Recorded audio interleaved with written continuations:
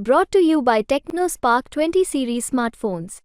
I'm superhuman.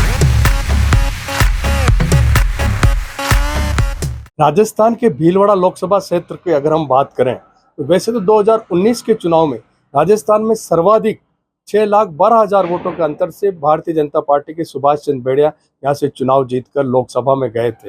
लगातार 2 बार भेड़िया के चुनाव जीतने के बावजूद, बड़े मार्जिन से चुनाव जीतने के बावजूद राष्ट्रीय स्वयंसेवक संघ के विरोध के कारण भारतीय जनता पार्टी को अपना टिकट बदलना पड़ा और भारतीय जनता पार्टी के प्रदेश महामंत्री दामोदर अग्रवाल, जो पहली बार विधानसभा या लोकसभा का चुनाव लड़ रहे हैं, उन्हें मैदान में उतारा। पर उनके सामने कांग्रेस के राजस्थान में अगर यूं कहूं कि सबसे बड़े कद्दावर नेता ने इस बार लोकसभा चुनाव लड़ा, वो थे डॉक्टर सीपी जोशी, जो एआईसीसी के जनरल सेक्रेटरी रहे, जो केंद्र में मंत्री रहे, राजस्थान में मंत्री रहे और अभी विधानसभा के स्पीकर भी रहे थे।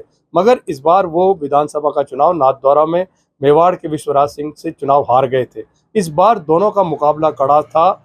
सीपी जोशी के लिए यूं कहूं कि क्रिकेट की भाषा में तो पिच बहुत खराब थी, गड्ढे ही गड्ढे थे, 6,12,000 वोटों का बड़ा अंतर था। उसके बावजूद डॉक्टर सीपी जोशी, क्योंकि साइकोलॉजी के प्रोफेसर हैं, राजनीति के मजे हुए खिलाड़ी हैं, उन्होंने कोशिश की कि बड़ी चुनौती वो दामोदर अग्रवाल के सामने खड़ी कर सकें। अगर हम कुछ कॉन्स्टिट्यूंसी की बात करूं तो डॉक्टर सीपी जोशी को भीलवाड़ा और शाहपुरा से बड़ा नुकसान होने की संभावना से इनकार नहीं किया जा सकता। पर एक तो सबसे बड़ी बात है कि डॉक्टर सीपी जोशी ने यहाँ जो 2009 से 14 में जो वो सांसद थे, केंद्रीय मंत्री थे, तो उन्होंने जो चंबल के पानी का वादा किया था वो पूरा करने से उन्हें महिलाओं का और ग्रामीण क्षेत्रों में बड़ा सहयोग मिल रहा है।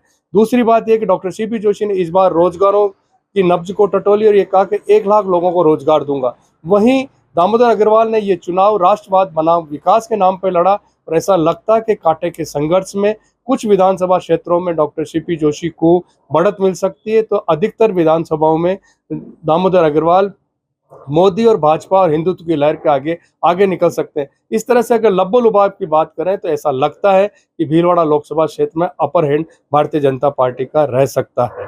राजस्थान तक के लिए प्रमोद तिवारी, भीलवाड़ा।